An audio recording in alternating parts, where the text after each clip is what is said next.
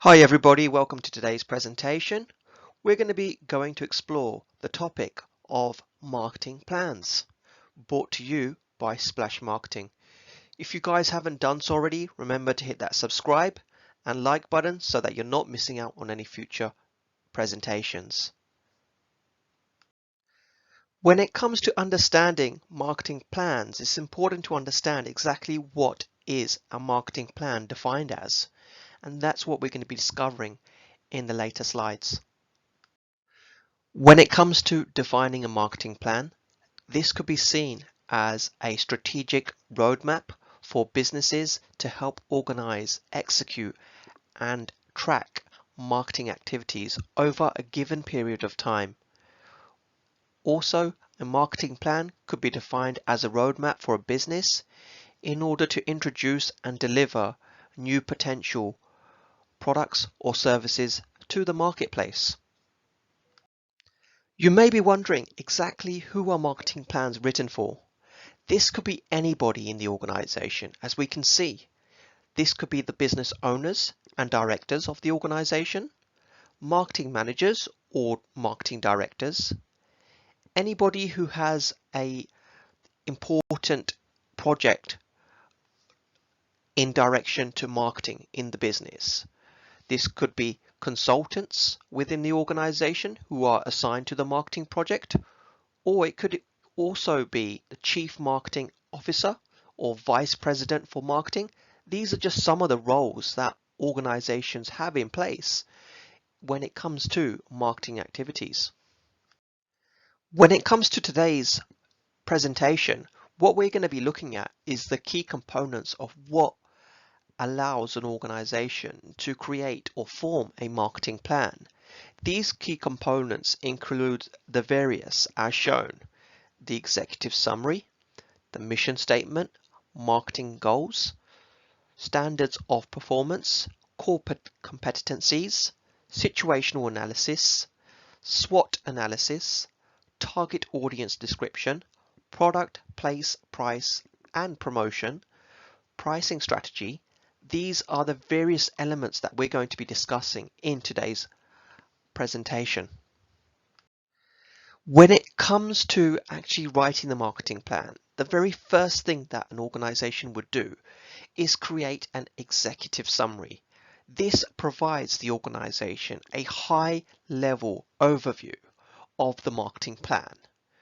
You should write this at the very start of the marketing plan, and this can be also written as the very last section. When it comes to the executive summary, you may be asking exactly what should we be addressing as the organization or as an entrepreneur yourself.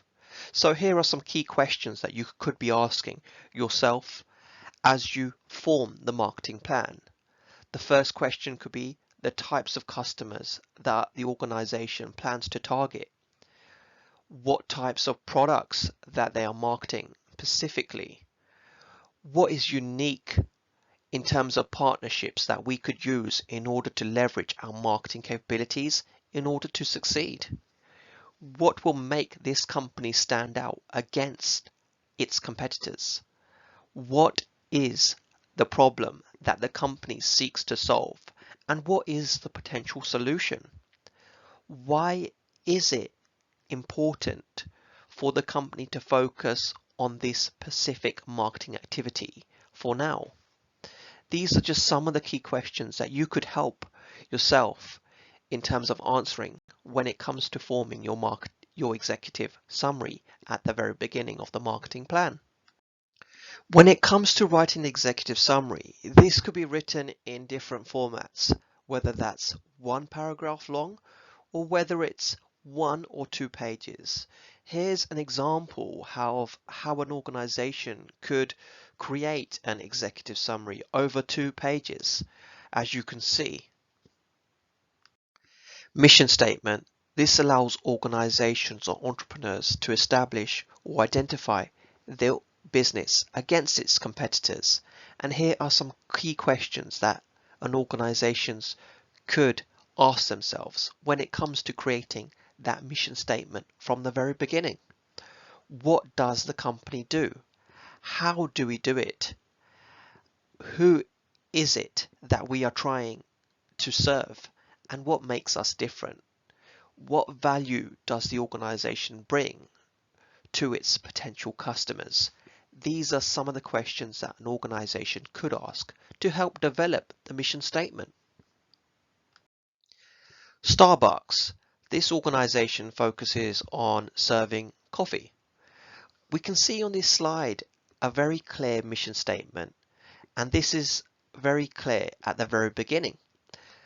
It is to inspire and nurture the human spirit, one person, one cup, and one neighborhood at a time.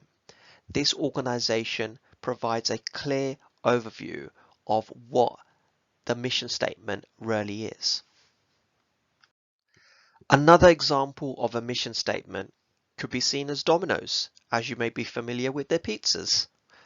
Our mission statement is to redefine convenience by creating inspired food, picked up in 3 minutes or safely delivered in 10. If you guys and girls haven't done so already, please remember to hit that subscribe button to the channel so that you don't miss out on any future videos. And please like, comment and share to the video. That would be amazing. Let's continue. When it comes to the marketing plan, it is important to create goals that are SMART. SMART stands for specific, measurable, actionable, realistic, and time-bound. Specific goals allow the organization to be clear and specific on what they are trying to achieve. Measurable goals allows the organization to measure and track the progress of these potential goals. When it comes to actionable, are you able to take action to achieve the particular goal in mind?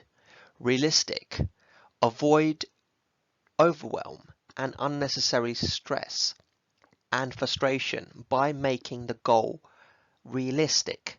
And time bound, is there a date in mind or a idea of when you wish to achieve this particular goal? These are some of the questions that you should be asking yourself when it comes to forming your marketing plan. Marketing goals. These can be formed into two categories, as we can see.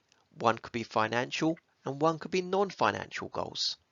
For example, the financial goal could be to aim to get 500 sales over 6-month period. The marketing campaign aims to achieve £150,000. The product costs £50, whereas the non-financial goals could be gaining 20,000 subscribers for YouTube by 3 months by the end of April 2022. Establish content standards for performance. You could analyze your competitors' content looking at 3 key components, as you can see here. The first, strategic keyword targeting. The second, actionability. And the third, relevancy. You could go onto your competitors' websites and look at the reviews that are already on there. Look at what customers are actually buying. And is there any feedback regarding to the reviews online? And what can your organization or business learn from these reviews about the potential products or services that they wish to market? Determining core competencies. Organizations or businesses could ask themselves, what do they do better than their competitors? These questions could be as follows. What does the company do that is so remarkable? What value do we bring to our customers? What proof do we have that we're the best at this core competency?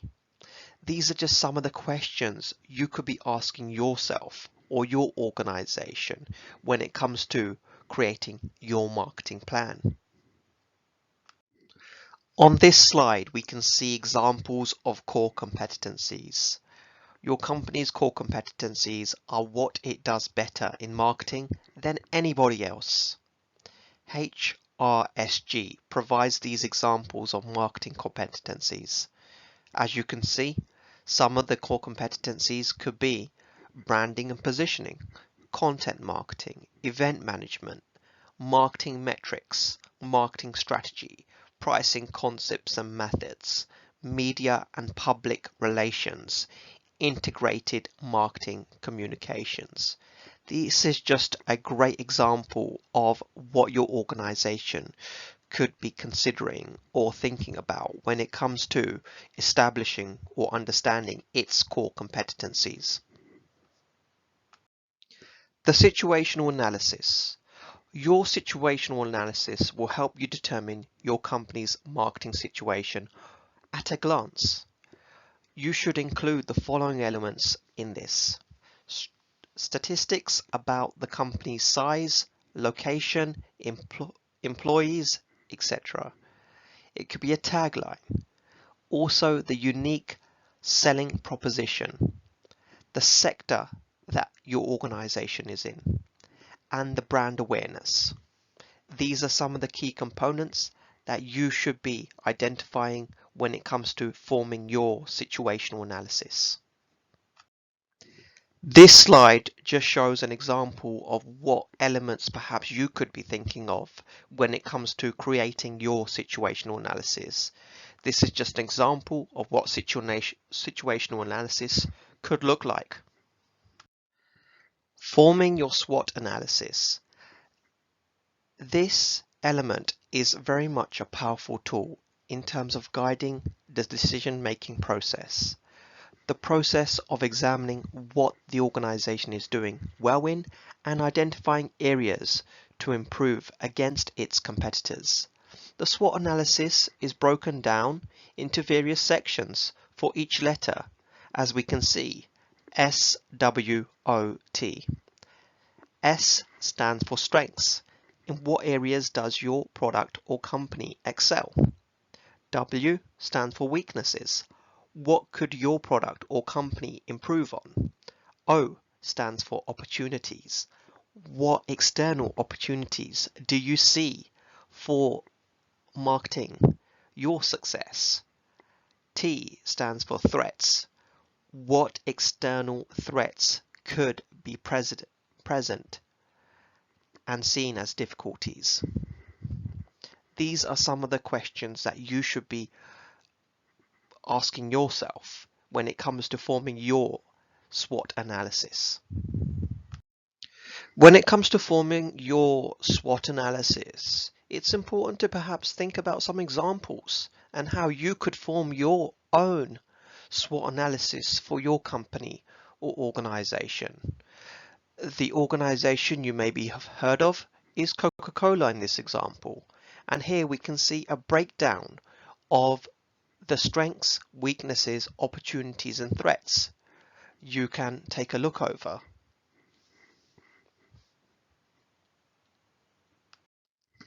Here is another SWOT analysis of a company known as Airbus, an airline manufacturer. We can see four key components: the strengths, the weaknesses, the opportunities and threats.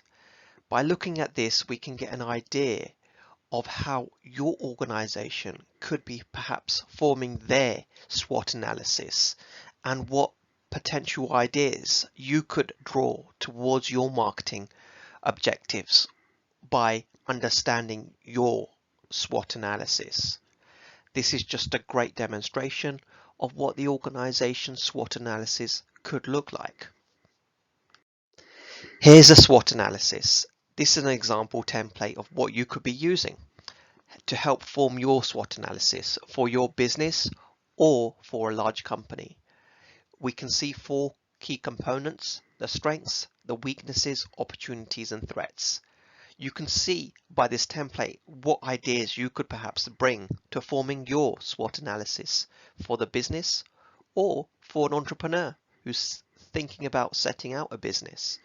Here are some of the ideas that you could be considering in order to form your SWOT analysis overall. The target audience description. The company must understand who the customer audience is for its products or services that will be marketed. it would be important for them to get a visual understanding of who they will market to.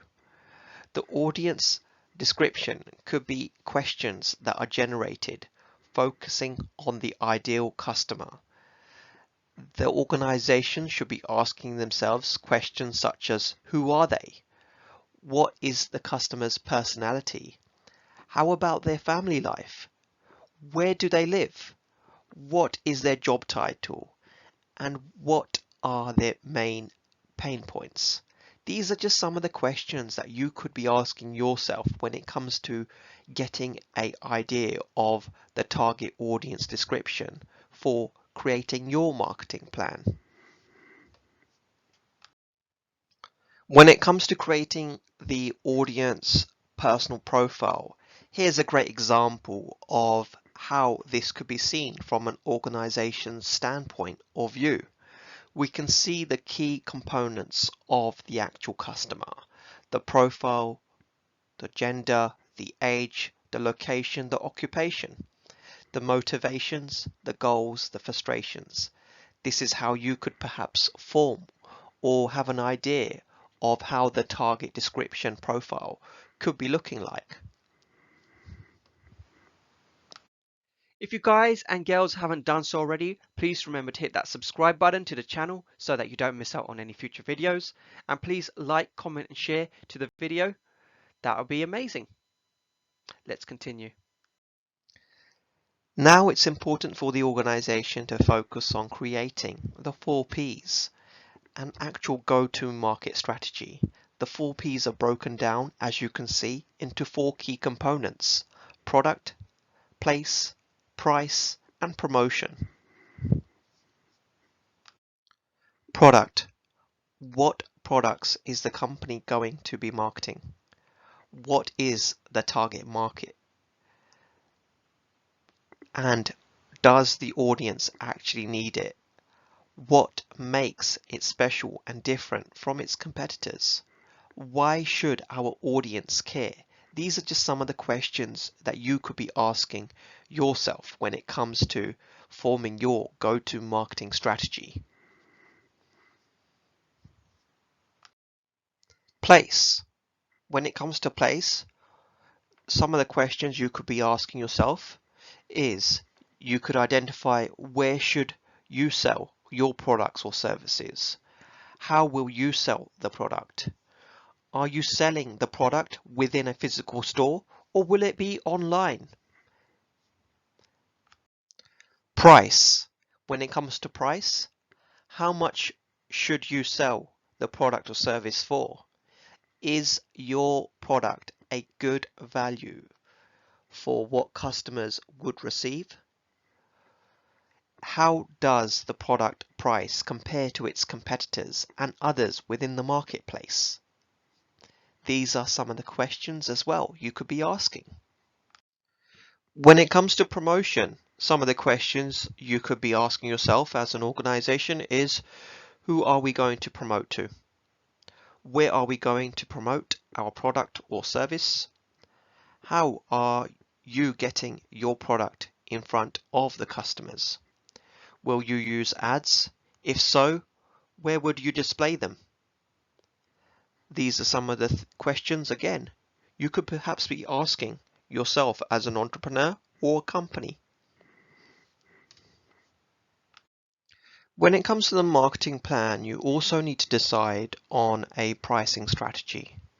The pricing strategy can be a marketing strategy as much as it's a business strategy.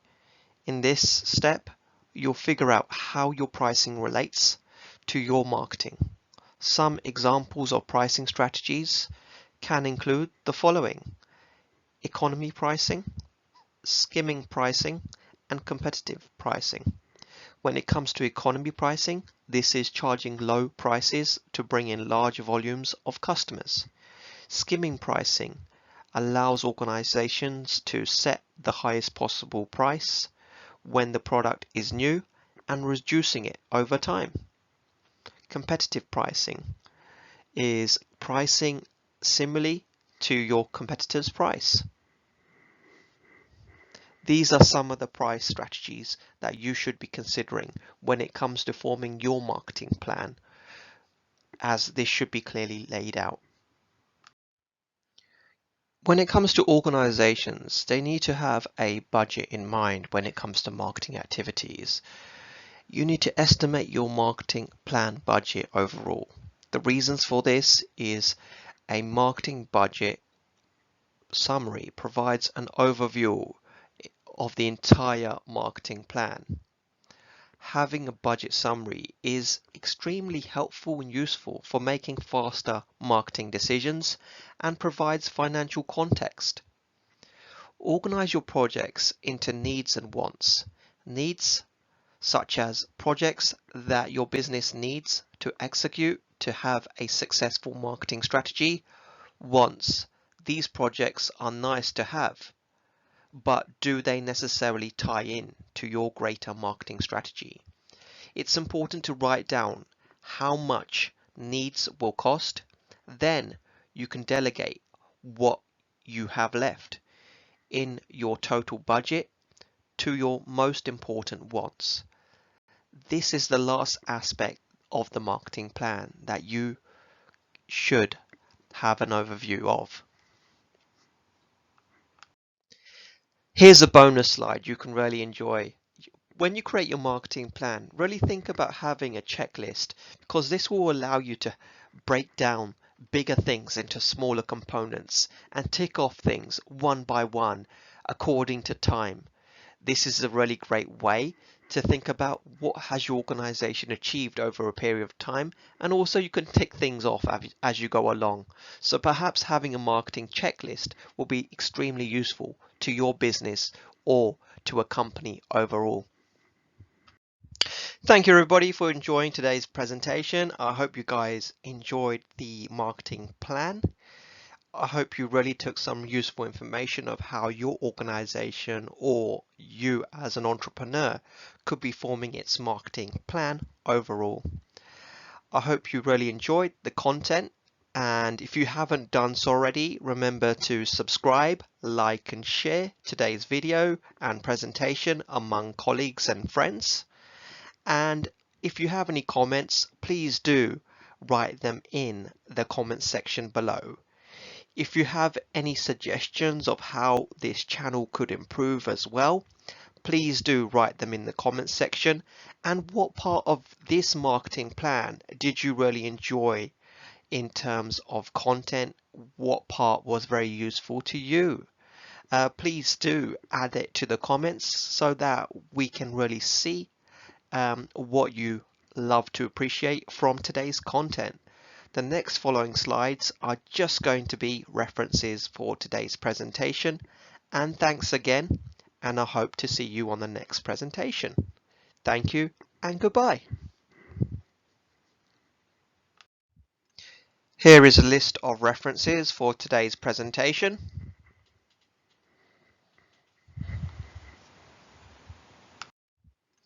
Here is a list of references for today's presentation.